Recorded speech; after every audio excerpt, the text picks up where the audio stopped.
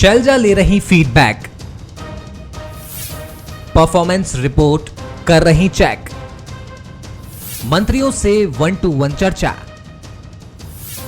चुनाव से पहले संभाला मोर्चा। प्रदेश प्रभारी कुमारी शैलजा ने मोर्चा संभाल लिया है। विधानसभा चुनाव की रणनीति पर चर्चा के लिए छत्तीसगढ़ पहुंची शैलजा ने कैबिनेट मंत्रियों से 1-to-1 चर्चा की। इस दौरान मंत्रियों की परफॉर्मेंस रिपोर्ट पर भी बात की गई। साथ ही कुमारी शैलजा ने मंत्रियों से फीडबैक भी लिया। जाहिर है कि विधानसभा चुनाव को कांग्रेस काफी गंभीरता से ले रही है। खुद शैलजा ये मान रही हैं कि चुनाव नजदीक है तो हर चीज का आकलन करना है। समय बढ़ता जा रहा है, चुनाव नज़दीक आता जा रहा है, तो हर चीज़ का हमने आकलन करना है। पार्टी हर एक चीज़ को देखेगी, तो मंत्री लोग अपनी बात रखें, अपनी बात बताएं। हमारे प्रदेश के विकास के लिए सरकार ने क्या काम किए हैं उन सब की जानकारी हम लोगों ने बताया है और आने वाले समय में हम लोगों को किस तरह से काम करना है उन्होंने निर्देश भी दिया है। और निश्चित रूप से ये एक रूटीन चर्चा होती है। चुनाव के लिए कुछ महीने ही बचे हैं। ऐसे में बैठकों और 1-to-1 चर्चा का दौर अभी और तेज होगा।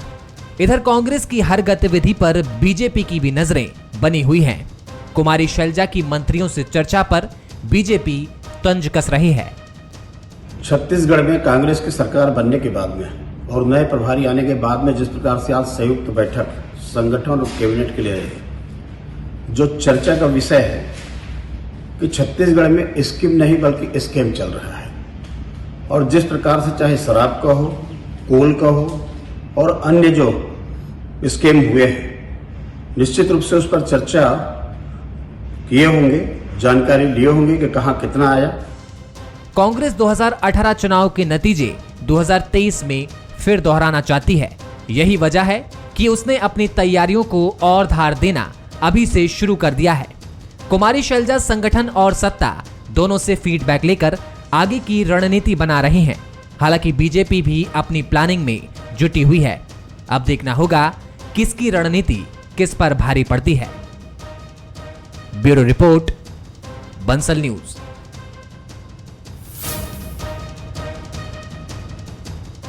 कल जिस लाइन पर हमने बात की थी, या यूं कह लीजिए कि जहां हमने बात छोड़ी थी, आज शुरुआत हमको वहीं से करनी पड़ेगी। आज हुआ भी कुछ ऐसा है जो बंद दरवाजे के अंदर कही बात बाहर जो छन कर आई, उसका लेखा जोखा यही रहा। कई मंत्रियों का परफॉर्मेंस आला कमान की नजर में खरा नहीं है। यूं तो मैडम की मीटिंग का सिलेबस कल ही हमने आपको बता दिया था, लेकिन आज फिर से उसे दोहरा देते हैं। परफॉर्मेंस को लेकर बात हुई, मंत्रियों के कामकाज को लेकर चर्चा चली और सबसे अहम बात ईडी के छापे और विभागों में निकल रहे घोटालों को लेकर बात हुई।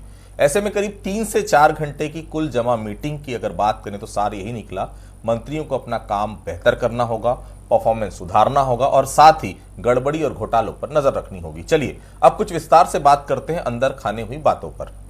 प्रभारी कुमारी शैलजा जब पहुना पहुंची तो वहां मंत्री पूरे होमवर्क के साथ पहुंचे थे, लेकिन मंत्रियों को यह पता नहीं था कि उन्होंने जो होमवर्क तैयार किया है, मैडम शैलजा का सवाल आउट ऑफ सिलेबस होगा। सबसे अहम बात यह है कि हर विभाग की अलग अलग योजनाओं पर प्रभारी कुमारी शैलजा ने बातचीत की, खासकर वो स्कीम जो जनता के लिए एक बड़ा वोट बैंक हो सकती है। इसके अलावा सरकार की जो छवि घोटालों को लेकर खराब हुई है, उसको लेकर भी जवाब तलब किया गया। अंदर खाने की खबर तो यही बताती कि शैलजा के सवाल पर कई मंत्री बगले झांकते भी नजर आए। नमस्कार, आज के मुद्दे में आप सभी का स्वागत है। मैं हूं आदित्य नामदेव।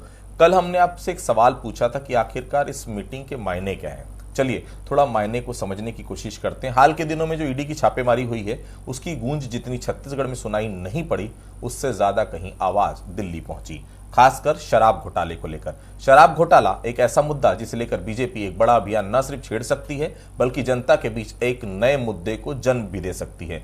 राजनीति के जानकार बताते हैं कि इसी घोटाले और ईडी की छापेमारी ने प्रभारी को सभी मंत्रियों के साथ बैठक करने को मजबूर किया है। इसके अलावा चुनाव के समय कामकाज सुधारने की नसीहतें तो आम है। चर्चा आज हम इस बात को लेकर करेंगे कि इस मीटिंग के बहाने सरकार और संगठन स्तर पर आला कमान ने क्या एक बड़ा संदेश दिया है।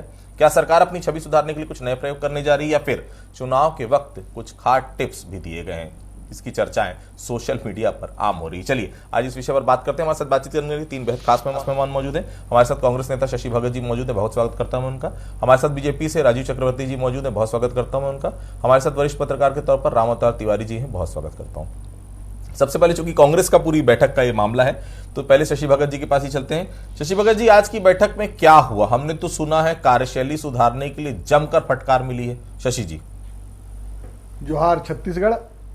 क्या है, समय समय पे कांग्रेस आला कमान अपने प्रभारी जो रहते हैं पार्टी के, उनसे संबंधित रिपोर्ट मांगती है जिस प्रदेश के रहते हैं, और यही एक स्वाभाविक प्रक्रिया है। उसके तहत ये वह कोई नई बात नहीं है, और संगठन को मजबूत करना तो उनका प्रमुख उद्देश्य है। इसी नाते समय समय पर बैठकें होती रहती हैं, उसी बैठक के तहत ये बात हुई है, कोई नई बात नहीं है।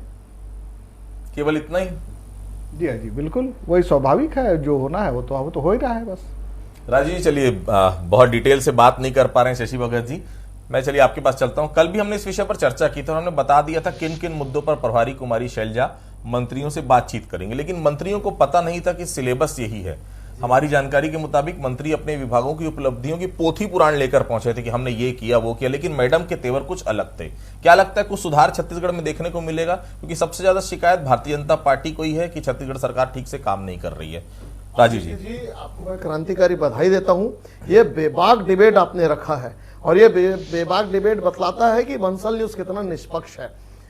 आदित्य जी, अगर शैलजा जी सचमुच में बैठक ले रही है कि जनता तक सरकार कितना पहुंच चुकी, कितनी कनेक्टिविटी, कितना कम्युनिकेशन है, कितना सहसंबंध है, साहचर्य है, तो ये दिखता है कि सरकार हर मोर्चे पर फेल है। आवास के मुद्दे पर अगर देखेंगे तो टीएस सिंहदेव जी ने खुद छोड़ दिया। अगर आप सुरक्षा की बात करेंगे, गृह मंत्रालय की बात है, तो यहाँ विधायक जी बृहस्पति सिंह साहब कहते हैं कि मेरी हत्या करना चाहते हैं गृह मंत्री जी। अगर आप गवर्नेंस की बात करेंगे तो राजस्व मंत्री जी कहते हैं कि रानू साहू जी सबसे corrupt IAS officer in India, ये सर्टिफिकेट देते हैं। ये गवर्नेंस की बात है, ये सामंजस्य की बात है, ये सेतु की बात है कि नौकरशाह जिस मंत्री के अंडर में काम करते हैं या वो काम करते हैं जनता के लिए, उनको सर्टिफिकेट दे रहा है एक सीनियर मंत्री। अगर हम बात करते हैं कि चिकित्सा व्यवस्था जो मेरुदंड होती है जनता के लिए, तो चिकित्सा व्यवस्था फेल हो चुकी है। कोरोना काल में तो उन्होंने विज्ञापन से भर दिया था कि 13 बड़े चतुर कोरोना के योद्धा, तो दिख गया कि लोग ऑक्सीजन के लिए तड़प के मरे, एम्बुलेंस के लिए लूट खसोट अस्पतालों ने मनाई, और मंत्री जी अपना बैडमिंटन खेलते रहे। ये अच्छी बात है। तो अगर शैलजा जी सचमुच में समीक्षा कर रही है तो मैं उनको बधाई देता हूं, पार्टी से परे होकर, कि समीक्षा करिए। और अभी जो 7 महीने बचे हैं, कृपा करके जनता को बचा लीजिए। जनता त्राही त्राही कर रही है। जनता 9 बजे के बाद निकलती है तो उसके ऊपर हमले होते हैं और पुलिस में रिपोर्ट नहीं होते। वो बोलते हैं क्राइम कोई रिपोर्ट है हमारे पास, वो छत्तीसगढ़ में 0 क्राइम, कोई हत्या। और आप मरचूरी में जाएंगे तो हर 7वां डेड बॉडी चाकू से, छुरे से सना हुआ निकलता है। यह अस्पताल में जितने लोग मरीज बैठे हुए हैं, कोई गाड़ी से रौंदा हुआ व्यक्ति है, कोई चाकू से रौंदाया हुआ व्यक्ति है। तो ये कानून व्यवस्था की सूरत हाल है। छत्तीसगढ़ अपने इतने जो 23 साल के में जो उसकी आयु है, उसमें इतना दबा सिसका, इतनी दुर्गति कभी नहीं हुई जो इन्होंने छत्तीसगढ़ी अस्मिता के वाद पर छत्तीसगढ़ को लूट का इन्होंने चारागाह बना लिया है। चाहे शराब घोटाला हो, चिकित्सा घोटाला हो, घोटाले पर घोटाला हो, तो यहाँ पर इतने घोटाला है, लोग सिसक रहे हैं। तो शैलजा जी निश्चित रूप से अगर समीक्षा कर रही होंगी तो उनको पता चल रहा है कि पैसा गया कहाँ, क्योंकि ये तो बोलते हैं हमारे पास पैसा नहीं है, ओवर बजट है। तो शैलजा जी भी पूछ रहे होगी कि हम आपको क्या बजट दें। अभी इतने सारे राज्यों में होने वाले समय चुनाव है, तो वो केवल बजट तो छत्तीसगढ़ देगा, क्योंकि इनके पास अकूत काली संपत्ति पड़ी हुई है। ठीक, चलिए आपने माना तो काली संपत्तियों से ही चुनाव लड़े जाते हैं। राम अवतार जी, हमारे संवाददाता जिन मुद्दों पर जानकारी हमको दी है, क्या बैठक में चर्चा वही हुई है? क्योंकि हमने कल ही बता दिया था किन किन विषयों पर बैठक होगी। क्या इस बैठक का असर सरकार के कामकाज, संगठन के तालमेल जैसे मुद्दे पर पड़ेगा? राम अवतार जी, सीधी बात यही कि इस बैठक का असर क्या पड़ेगा, आप बता दीजिए। देखिए, सत्ता और संगठन दोनों की प्रभारी है और वो देख रही है कि चुनाव आ गया है। आज ही कर्नाटक का चुनाव खत्म हुआ है। अब पूरा पार्टियां, चाहे भाजपा हो या कांग्रेस हो, अपने सत्ता, अपने पार्टी को कैसे मजबूत किया जाए और क्या कमजोरी है, क्योंकि वो लगातार कांग्रेस सर्वे करा रही है। सर्वे की रिपोर्ट होगी, आम जनता की भावनाओं को समझ होगी उसके आधार पर वो मीटिंग ली और मंत्रियों के कामकाज की समीक्षा की है। मंत्रियों के क्या काम के अलावा कांग्रेस के कार्यकर्ता कितने खुश हैं, योजनाएं क्या धरातल में पहुंच पा रही है, क्या व्यवहार जैसा मंत्रियों के होना चाहिए वैसे हैं, विधायकों के कामकाज हो रहे हैं या नहीं हो रहे हैं। यानी पार्टी के भीतर की गतिविधियों को और आम जनता से मिलने वाले फीडबैक दोनों के आधार पर ये मीटिंग हुई होगी निश्चित तौर पर। और इस मीटिंग के बाद क्या परिवर्तन आता है और क्या दिशा निर्देश दिया है, उसके क्या हल निकलते हैं, इसको समझना पड़ेगा और कितनी सख्ती है। क्योंकि अभी तक ये माना जा रहा है कि शैलजा जी बहुत सख्ती से प्रशासन को और पार्टी को अनुशासन के साथ चलाने की कोशिश कर रही है। वो उसमें कितना सफल होते हैं, एक।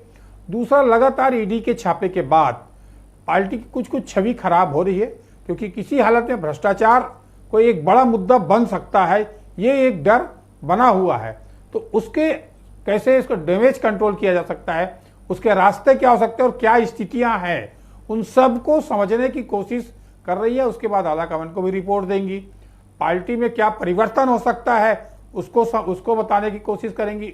इसके अलावा अगर योजनाओं पे अगर जाएंगे तो भूपेश सरकार की योजनाएं तो अच्छी बनी है, उसकी धरातल स्थिति क्या है, और डायरेक्ट बेनिफिट योजना भी बनी है, उन डायरेक्ट बेनिफिट से कितना फायदा हो रहा है।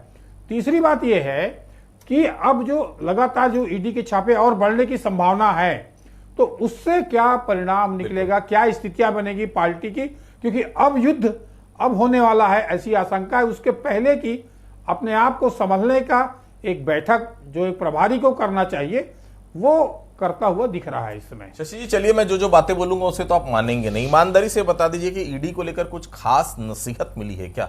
घोटालों को लेकर लगातार बीजेपी शिकायत कर रही है, ईडी की छापेमारी हो रही है, इसे लेकर क्या कोई दिशा निर्देश मिला है? क्योंकि आलाकमान स्तर पर कार्यशैली जो दिख रही है सरकार की, वो कहीं ना कहीं दिक्कत कर रही है, और असर जो है ये घोटालों पर और घपलों पर लगातार जो चीजें आ रही, कार्यशैली मंत्रियों की भी समझ में आ रही कि कार्यकर्ता भी उनसे खुश नहीं है। क्या चर्चा हुई इस विषय पर शशि जी?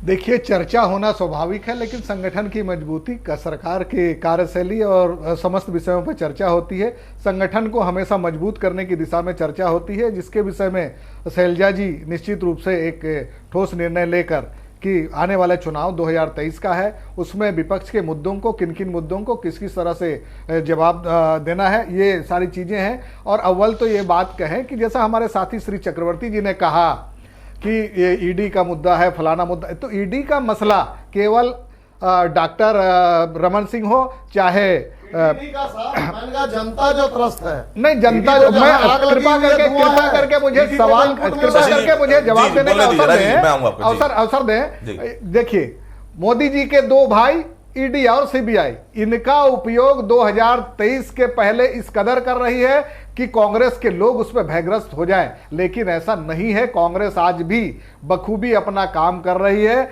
और करती है। और बताइए, इतना समय तक ये होता रहा कि ये फलाने जगह ये रेड हुआ, फलाने जगह हुआ। मैं तो ये कहता हूं कि इनको सार्वजनिक करना चाहिए कि आपने क्या पकड़ा, क्या आया, उस मसले पे कौन किसका कहां से सामान आया, क्या क्या गलती है। मैं तो कहता हूं केवल एक लाइन खड़ी कर देने का मकसद है क्या? आप केवल कांग्रेस के नेताओं को फजीहत करना चाहते हैं, बदनाम करने चाहते हैं क्या? ये सारी जो चीजें हैं ये गलत है। मैं तो ये कहता हूं कि भारतीय जनता पार्टी धर्मांतरण जैसी चीजें, हिंदू राष्ट्र जैसी चीजें लाके कर रही। हम तो कहते हैं हिंदू राष्ट्र की बात ना करो, आप राम राज्य की बात करिए, जिसमें हमारा पूरा देश बिल्कुल हिंदू राष्ट्र तो कंस और रावण का भी था। विषयांतर हो रहे हैं। नहीं, देखिए, हमारा कहना सीधा सीधा ये है, नहीं, मैं तो सीधी सीधी बात ये कह रहा हूं ना, ईडी और सीबीआई जैसी चीजों से बात करेंगे। नहीं,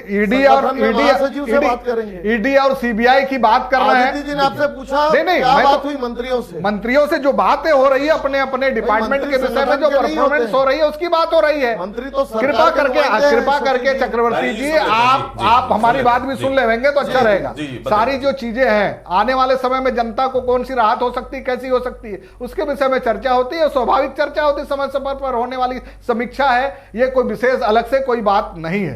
शशि जी, आज बहुत ज्यादा विषय पे बोल नहीं पा रहे हैं। शशि जी, क्या हिदायत दी गई इस विषय पर? ज्यादा नहीं बोलने का विषय नहीं है। जो भी स्पष्ट चीजें हैं, संगठन को मजबूत करने के लिए संगठन के प्रभारी समय समय पर चर्चा करते हैं, ये लाजमी है। कोई बहुत व्यक्तिगत इशू नहीं है, लेकिन सीधा सीधा बात यह है कि जितने मिनिस्टर्स हैं वो अपने अपने काम का लेखा जोखा प्रभारी जी को देते हैं। ये बात काम का बिल्कुल सेटिस्फाई है, आपका बिल्कुल कार्यकर्ता तो नहीं। चलिए कोई बात नहीं। राजीव जी, चुनाव के वक्त में जब ऐसी मीटिंग होती है, जाहिर सी बात है, मान लिया जाता है कि सरकार अब अलर्ट मोड पर आ गई। जाहिर सी बात है, अलर्ट मोड पर आ गई तो सतर्कता बढ़ेगी, सतर्कता बढ़ेगी तो शिकायत दूर होगी। ऐसे में तो बीजेपी के लिए नुकसान है ना। कई मुद्दे जो आप लोग उठाना चाह रहे हैं हो सकता है उठने के पहले ही खत्म हो जाए। तो फिर आप लोग चिंतित तो नहीं इस बैठक के बाद कुछ अलग परिवर्तन कांग्रेस में और कांग्रेस सरकार में दिखाई देगा? आदित्य जी, जो 4.5 वर्ष में नहीं हुआ, अभी कोई जादू की छड़ी नहीं कांग्रेस की पार्टी के पास। जनता बहुत सजग और समझदार और संवेदनशील है। जनता जिस सड़क से गुजरती है देख रही है कि 15 साल पहले क्या सड़क थी, फिर 15 साल जिन चमचमाती और शानदार सड़कों पर चली, आज सिर्फ गड्ढापुर और पूरा सुरंगपुर बना दिया है। पूरा रायपुर शहर हो, अंबिकापुर हो, तो वो जनता तो समझ रही आदित्य जी। और जब शैलजा जी भी चल रही होंगी जिस वाहन पे, उनको भी तो हिचकोले खा रही होंगी, तो वो तो समझ सकती है कि कितने काम पीडब्ल्यूडी ने किया। वो तो समझ सकती जब लोग उनको मेल करते होंगे कि यहाँ मेडिकल कॉलेज बुचड़ खाने में तब्दील है, कोई मरीजों के पास आता नहीं है। उनको तो समझ में आता है कि एक मंत्री जी ने अपना टीम छोड़ दिया कि लोग मकान नहीं बन रहे हैं। 8 लाख लोगों के मकान, जिसमें लगभग 16 लाख परिवार, या कह सकते हैं कि 16 लाख जनता सीधा उससे नाराज है। तो ये जो समीक्षा हो रही है आदित्य जी, तो निश्चित रूप से वो अगर कितना भी मंत्री जी बखान करें, अपने को चमका कर आए, लेकिन अंदर सब दाल में काला नहीं, पूरी की पूरी दाल काली हो चुकी है। और अभी हमारे मित्र शशि जी कह रहे थे कि बहुत अच्छा परफॉर्मेंस है, और तो वो परफॉर्मेंस दिखता है कि किस प्रकार से जो अलग अलग विभाग के अलग अलग जो निकल के आ रहे हैं इनपुट, शराब का इतना, कोयले का इतना और चिकित्सा का इतना, तो ये जितना इतना निकल रहा है, जो घोटाले हो रहे हैं, वो घोटाले से जनता भी अब अजीज हो चुकी है। जनता भी चाह रही कि बदलाव हो जाए। अब शैलजा जी चाह रही हैं कि कुछ अंतिम समय में कुछ पुश कर ले कि सरकार की छवि ठीक हो जाए। तो वो संगठन तो अलग बात है, तो जो सरकार के नुमाइंदे, जो सरकार के 13 योद्धा हैं, उन योद्धा तो वो योद्धा पस्त हो गए हैं। और योद्धा के जो कप्तान हैं, जैसा कहा गया है कि ताली भी कप्तान को तो गाली भी कप्तान को, तो ये कप्तान साहब भी बोल रहे कि साहब वो ईडी आ गई है, हम क्या कर, हम तो काम करना चाहते थे, हमारे अफसर, क्योंकि अब अफसर भी डर गए हैं कि उनको मालूम है कि कुछ भी घोटाले में हम वो करेंगे तो आगे हमारा कैरियर भैया सरपट राह पे नहीं है। तो आदित्य जी, कुल मिला के छत्तीसगढ़ सरकार हर मोर्चे पर विफल है। छत्तीसगढ़ सरकार फेल हो चुकी है। छत्तीसगढ़ सरकार की गवर्नेंस फेल हो चुकी है। इनके 2 काम रह गए, पत्रकारों को धमकाओ, विपक्ष के लोगों को धमकाओ, तो ये 2 काम रह गए छत्तीसगढ़ सरकार के। और तीसरा काम रह गया धर्मांतरण व्यापक पैमाने पर कराओ। ये 3 काम छत्तीसगढ़ सरकार आप लोग रोक लीजिएगा। रामावतार जी, हमने रमन सिंह जी के शासनकाल में भी प्रभारियों की बैठक मंत्रियों के साथ देखी है। ये अचानक से मीटिंग होना, और खास तौर से इस वक्त जब दिल्ली में शराब घोटाला बीजेपी ने पुरजोर तरीके से उठा रखा है, और छत्तीसगढ़ के शराब घोटाले की तुलना में भी दिल्ली के शराब घोटाले से की जा रही है, तो क्या लगता है इस मीटिंग की टाइमिंग को लेकर कुछ लग रहा है कि कोई कोइंसिडेंस लग रहा है आपको? कुछ समझ में नहीं आ रहा, थोड़ा समझाने की कोशिश करेंगे रामावतार जी।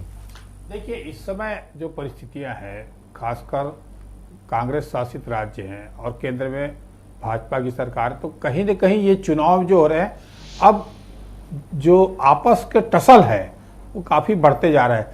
इसलिए इस चुनाव को बहुत गंभीरता से हर पार्टी लेने लगे हैं। जितने भाजपा गंभीरता से उतनी कांग्रेस ले रही है। अब जब ये सरकार है तो सरकार का जनमत संग्रह होना है, तो सरकार के लिए मुख्य जो है मंत्री है, मुख्यमंत्री जिम्मेदार है।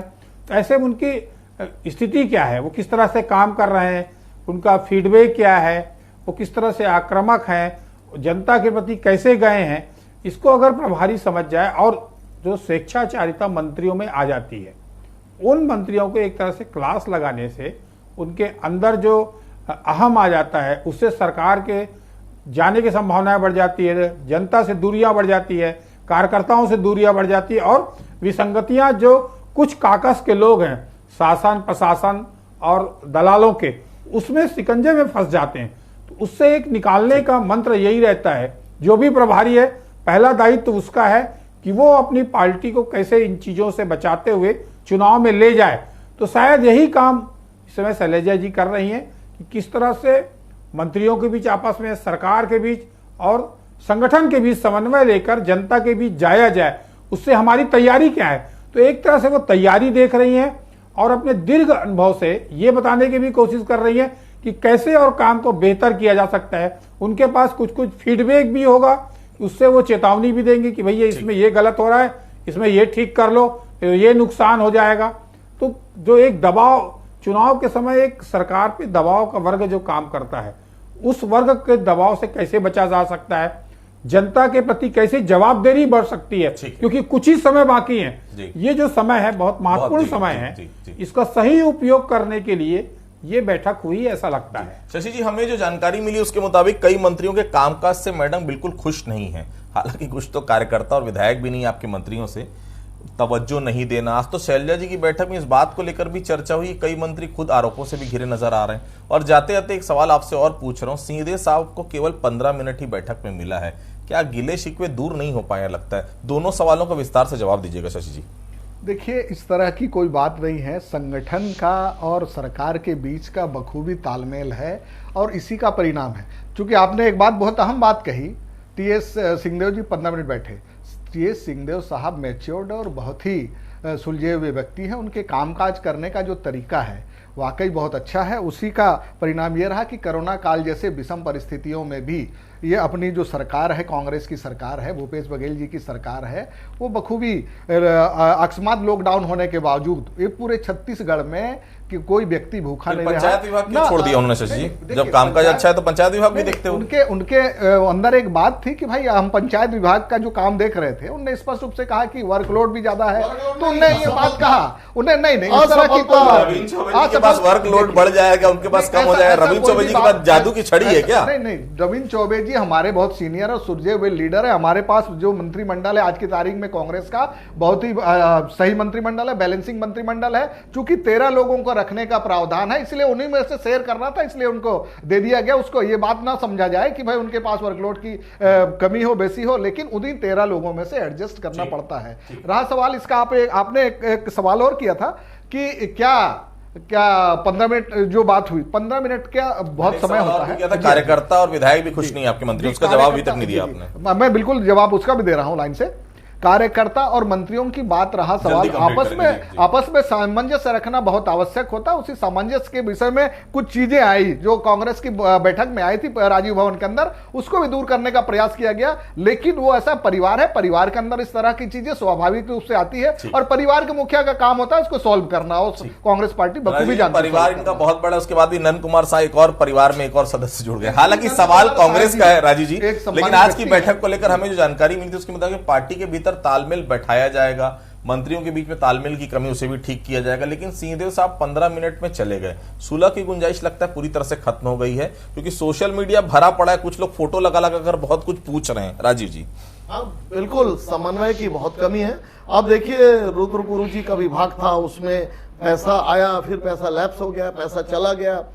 तो चाहे पंचायत विभाग की बात हो, शहरी विकास की बात हो, कोई भी विभाग सुस्त, मतलब विभाग के मंत्री बड़े सुस्त हैं और उनकी सेहत ठीक है, लेकिन विभाग के जो कार्य है वो बहुत बीमार है। वो वेंटिलेटर पे हैं, वो ऑक्सीजन पे हैं। चाहे अमृत जल योजना की बात कर लीजिए, शिक्षा व्यवस्था की बात कर लीजिए।